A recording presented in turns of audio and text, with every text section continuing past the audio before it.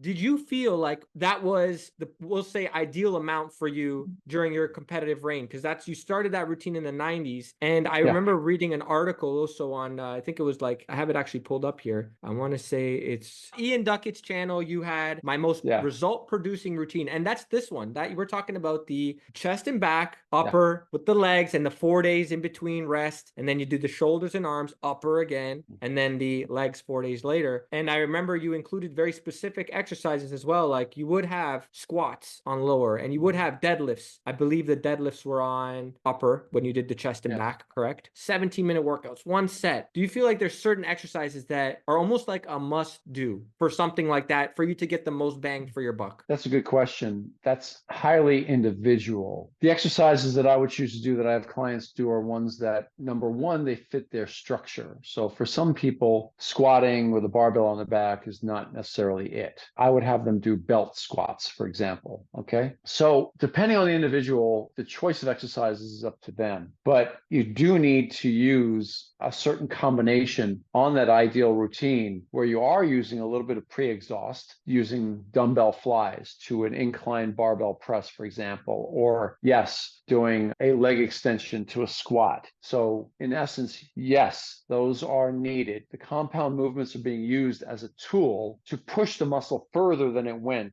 just on the isolation movement. That's the best way to put it. That's what pre-exhaust is. Pre-exhaust is using an isolation movement immediately followed by a compound movement with zero rest. So if you're going to use it on chest, like I just said, you're isolating the pecs by doing dumbbell flies. And then you immediately get on some incline presses or flat bench presses, and your pecs are going to be done. They're going to be done. You're relying on your shoulders and your triceps to push them way further than they would have gone otherwise. So effectively, that one superset of one set dumbbell flies, one set compound movement press of your choice. Okay. See how I said that? That combination just takes the muscle beyond anything it would have normally gone to. Even momentary muscular failure, you do that on the fly when the form breaks down, but then on the press, you're going to hit it again. So twice really hitting momentary muscular failure, but in different ways within one combination for one body part. Doing the biggest bang for your buck,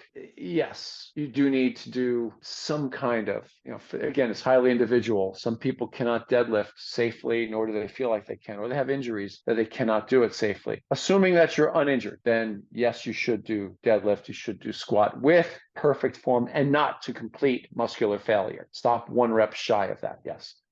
Do you think that the most elite, someone like yourself, but Brian DaCosta, etc., what does separate them is that these exercises do mesh well with their structure, and that's why they've been able to take their physique to where it's gone? Because I've interviewed quite a few big names within the natural circuit, pros, top pros, and a lot of them have this in common where they're doing these big compound lifts that a lot of people do shy away from. Like they're doing 600, 500-pound deadlifts or 400-pound deadlifts. They're doing these heavy compounds, and with your experience and now you're 59 Yeah. years old, you've been doing this for a Mm-hmm. long time, you look back in hindsight, do you think that you would have had the same physique if you didn't do those lifts?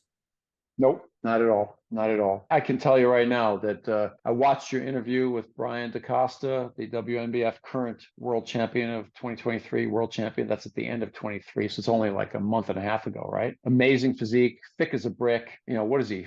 5'9", 200 pounds, right? And that back that he's got, okay? And forget just the back, okay? Just all over. Like he said, show me somebody who can deadlift. What do you say? Show me somebody who can deadlift 600 pounds 10 times. I'll show you somebody who has a great physique, right? And here he is on his Instagram. I've seen his videos. He's pulling 600 pounds for 5 reps. He's pulling, 400 pounds for 15 reps or something like that, So I agree. My best ever was I've done 405 for 16 reps. And that was with perfect, no rounding of the back, no grinder. A grinder to me is where the form is down the toilet and you're barely keeping the weight moving. The only excuse for that is if you're training for a world championship in powerlifting and you are at that level where you are are setting a world record, and you take that chance. It's calculated risk. It's your discs. Okay. So that's why I say I believe training to muscular failure in the one set. However, on squats and deadlifts, you can make a case for doing a second set if you want, because you're not going to train to complete and utter failure. On squats, you could, and you can just toss the weight off your back onto the squat rack. But deadlifting, once that form goes and you're no longer coming up, boom, with that back like this, but you're coming up, boom, and the back rounds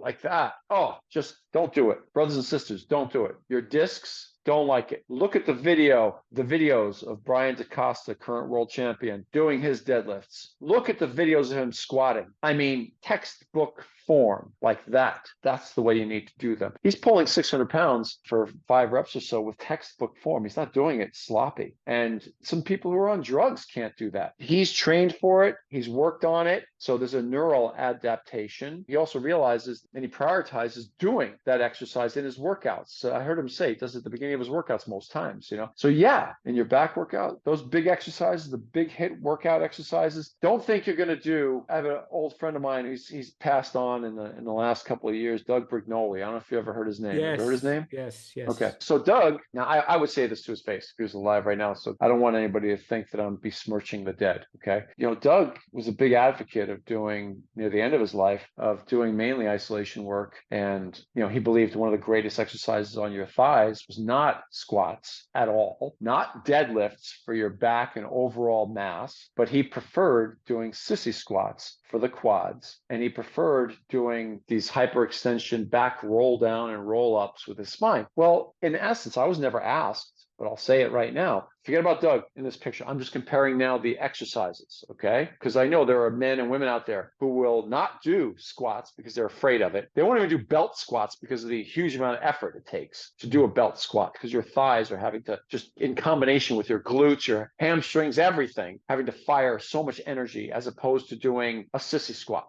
And they believe, because someone mentioned it, yeah, in theory, the sissy squat should be better. In reality, empirically, that's just not true at all, okay? There's your big fat nugget. It's a boulder. It's not a nugget, okay? It's not true at all. Not at all. Anybody who's done sissy squats over the years, they all know they don't get massive thighs from it. It doesn't happen. The ones with the biggest legs in the world have done squats. They've done heavy leg presses. They've done heavy belt squats. They've done heavy front squats. I can name every exercise in the world except for leg extensions, sissy squats, the two that Doug was all about at the time. So again, not about Doug personally, the man. He's not here, so we can't debate that, okay? I would have loved the opportunity to debate it with him, but we can't. But let's just talk about the exercises. That's the reality. Someone like Brian DaCosta pointed out that, yeah, take one of those big hit exercises, work it into the ground. They're very safe. They're very, not only safe if you use good form, but they're also very they transfer to everyday life. We're always going to pick something up. So you might as well be able to do it in really good form, having done 600-pound deadlifts, 500-pound deadlifts, 400-pound deadlifts, and then go and pick up that box that you're just trying to move out of your garage and do it with good form, with ease, because you've lifted something much heavier than that in the gym, in your training. To this day, I still do deadlifts. Yes, I'm 59. Yes, I still pull 4 plates regularly. And yes, regularly. And I do it for good reps. And I'll put a video up of that sometime soon. Yeah. I despise videoing myself normally because I don't want to take the time to do it. But as a YouTuber, I realize there's value in that. But go ahead. Of course.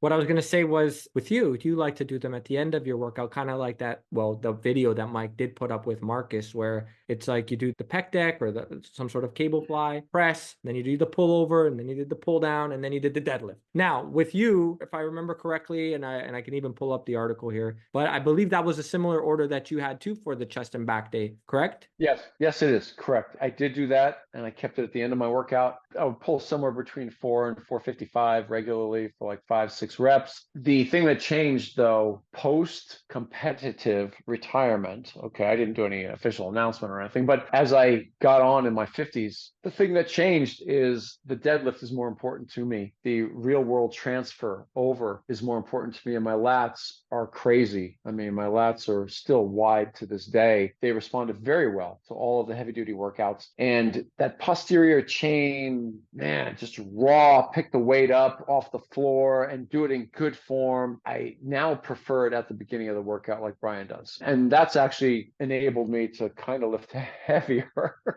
I wasn't trying to, but you have to. If you're not pre-exhausted, if your lats and your traps and your rear delts are not pre-exhausted, then you kind of have to. So I'm not afraid of numbers as I get older. I don't care what other men have done. It doesn't bother me. When I hear other men speaking fearfully about being injured, that's just it. They're speaking fearfully. So I've had x-rays done on my spine, and doctors have looked at me and said, I thought you said you lift weights. And I go, yeah. And they go, well, there's no age-related degeneration. And I go, you said that. I didn't. You called it age-related. That's just your observation. I was talking with a professional one day, medical doctor, orthopedic. And he said to me, he goes, yeah, there's no degeneration on your spine. Your discs look pretty plump and healthy. And I go, thank you. I really appreciate that. And I was there for a different purpose when he took the x-ray, but he took it anyway. And he was really interested, and so was I. And he goes, there's no age-related disc thinning. And I said, with all respect, I go, that's just your observation. So I lift weights and I do it in proper form. And I can't remember in my entire adult life, I can't remember doing a grinder like I've described to you, a poor form deadlift or a poor form squat. If the weight's getting away from me, I'd rather dump it than hurt my disc. I'm not going to let that happen. So, yep. Do you think that has to do with the frequency? The fact that you weren't abusing your body multiple times per week? Like you mentioned, upper body once per week for the majority of your career. Is that accurate to say, of your training career? Yes. The vast majority of my training career has been now at this point with me training body parts no more than once a week, if once every 9 days on average. Yeah. So yes, that question you just brought up, the frequency, absolutely. Absolutely has a lot to do with it. I don't have the wear and tear on my joints. I don't have any injuries. I'll state that straight out. I trained balls to the walls. I've trained balls to the walls to this day. If I don't have a training partner with me in my garage or in a gym where I'll use both, train in my garage as well as I have a full gym in my garage. So I have that. And then I have a local gym, 2 of them that I'll go to. And if I don't have a training partner with me, I'll still have my wife or one of my kids come on in the garage to push out some forced reps or some negatives or help me with some rest pause or whatever, pull plates, on a drop set or, help me get some forced reps on a chin. There'll be something that I'm going to do. I'd rather go all out. If anything, I'm getting more intense about it as I get older. There's the reality is that, a lot of the older guys will share with you that as you get older, you have the ability to generate more intensity, but you have to temper it. So Ian, he and I have lived sort of parallel lives with regards to training on 2 sides of the pond.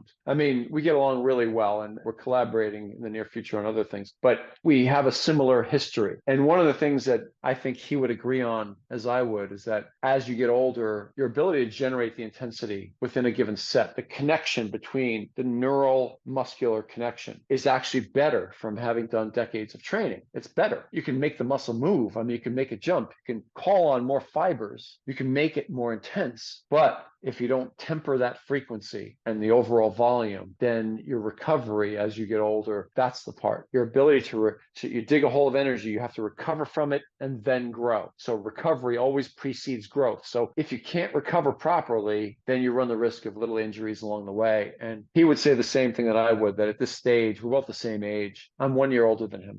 But our birthdays are only a day apart. That's the interesting thing. But we both would admit, I think he would too, that we don't want to have any kind of injury at this stage in our lives. And so some things just become not worth it. We stick with exercises that fit our bodies the most. There you go. I do not go experimenting with exercises that I know in the past hurt me. I won't do it. Doesn't matter who I'm training with either. It's like, yeah, you go do that. I won't do it. That's wisdom right there. And sometimes the best thing is to have, some young guy who wants to work out with me, who's full of energy, but is willing to do my workout 100%.